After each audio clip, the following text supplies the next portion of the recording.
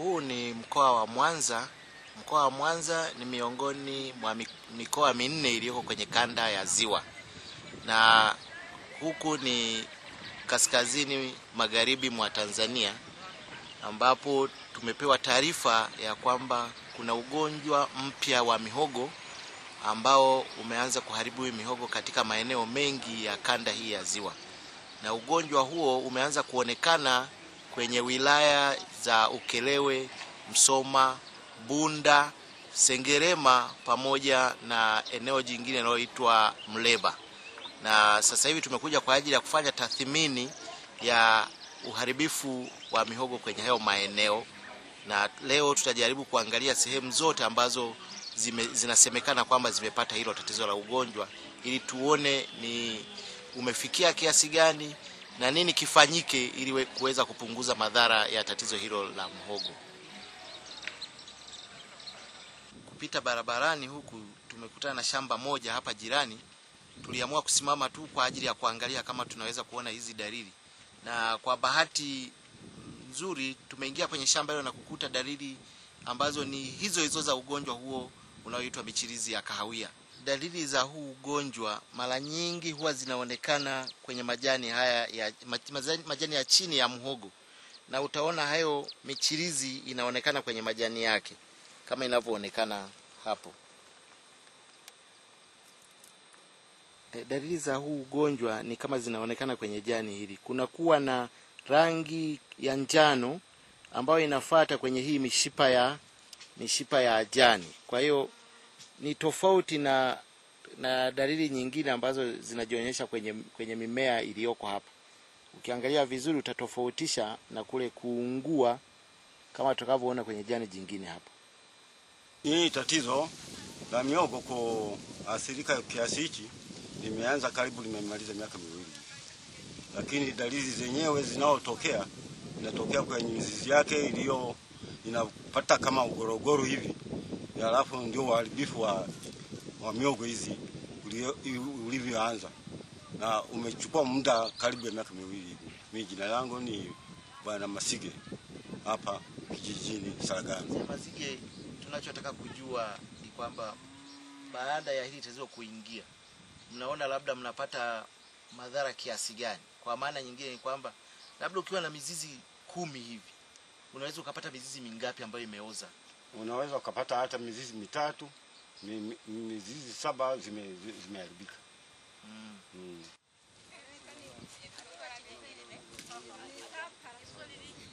Hivi tumefika kwenye sehemu ambayo wanamenya hii mihogo. Na tunataka kuangalia kama kuna madhara au kuna matatizo kwenye mizizi. Jaribu kuangalia kama madhara yamo kwenye hii mihogo. Kwa mfano hii ni sehemu ambayo inaonyesha kwamba kuna dalili za huu ugonjwa. Sasa najaribu kuuvunja kuona tatizo ni kubwa kiasi gani. Ukiangalia hapa mpaka kwa ndani tayari kuna hizo dalili za huu ugonjwa.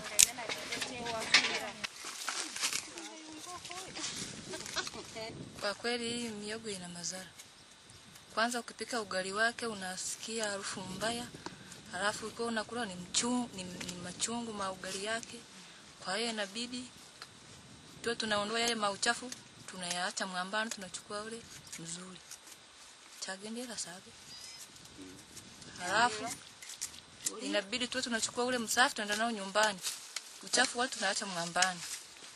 Kwa hiyo ukipika yanajivuta yanakuwa meusi kama mavi ya umbo yani. Ukiangalia huo muhogo yani unapunguza, yani hili tatizo linapunguza kiasi gani cha mazao kwenye familia? Linapunguza sehemu kubwa sana. Kama asilimia ngapi? Kama asilimia 100. 100? Hayo ni makadirio. Na unapokula huu ugali unategemea utapata matatizo gani?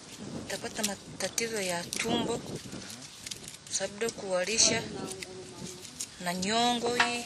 Haya ni machachu haya. Na tatizo hili mmeliona limeanza kuonekana kama miaka mingapi iliyopita? Yaani kuanzia mwakani. Mwaka jana. Mwaka jana?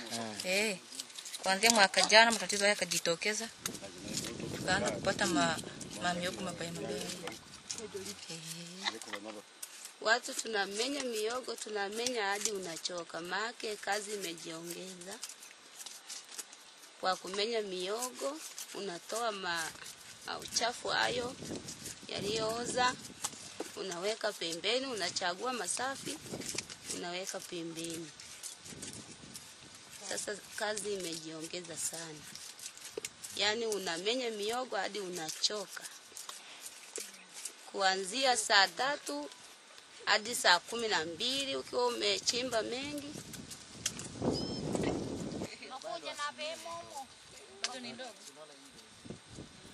Hata katika mihogo ambayo wamejitahidi kuchagua, tunaweza kuona baadhi ya haya mihogo ambayo imeshaharibika imo, na ni kwamba kuchagua sio kwamba wanamaliza hili tatizo au wanaondoa kila uchafu ambao uko kwenye mihogo. Na hata kwenye mihogo ambayo wameshamenya, bado kuna mihogo mingine ambayo bado ina hizo dalili za huu ugonjwa. Na ndio maana kuchagua sio kwamba wanamaliza kila kitu. Bado kuna sehemu kubwa tu ambayo inabaki kwenye mihogo na ambayo wanaila. Ukiangalia kwenye bonde hili utaona sehemu kubwa sana inaonyesha hali ya kijani. Maeneo yote haya ambayo yanaonekana kijani ni yamelimwa mhogo. Na hii ni dhahiri kwamba kama tatizo liko kiasi hicho, ina maana eneo lote hili litakuwa limeshapata huu ugonjwa, na kuongezeka kwa hili tatizo kutakuwa kukubwa sana, kwa sababu bado kuna mashamba mengine ndiyo yanachipua sasa hivi. Na tayari yameonyesha dalili kwenye majani kwamba tatizo hili limeshaingia. Sasa hivi tuko kwenye kijiji cha Maneke, wilaya ya Msoma. Tumepita kwenye shamba moja hapa na kuangalia dalili za huo ugonjwa wa michirizi ya kahawia.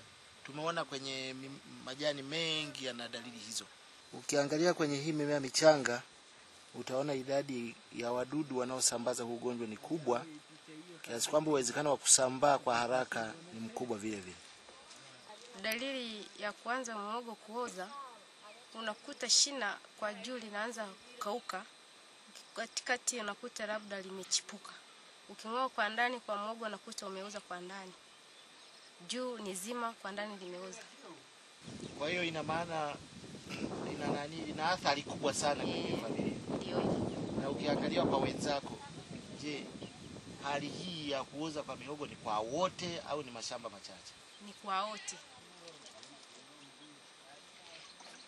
Baada ya kuzunguka sehemu nyingi tulizoambiwa kwamba zina tatizo, tumeweza kuona na kugundua kwamba ni kweli tatizo lipo na lina ukubwa tofauti kwa kila sehemu. Sasa baada ya kuona hivyo, sisi tulikuwa na mapendekezo kama ifuatavyo. Kwanza, tungependa ufanyike uchunguzi wa kina zaidi ili kuweza kubaini ukubwa wa tatizo kwenye maeneo ambayo yaliyotajwa.